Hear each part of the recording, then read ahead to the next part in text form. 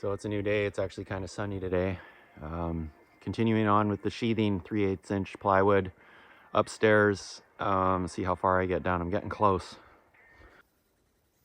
Working on the plywood sheathing today. I almost got this end done.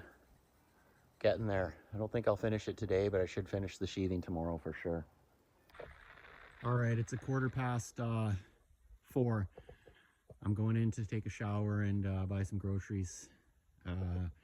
Dark at 6 these days. I got some sheathing done on the upstairs, as you can see. It's 98% sheathed in up there. Pretty great. Okay, I'll post this video. Let me know in the comments what you think.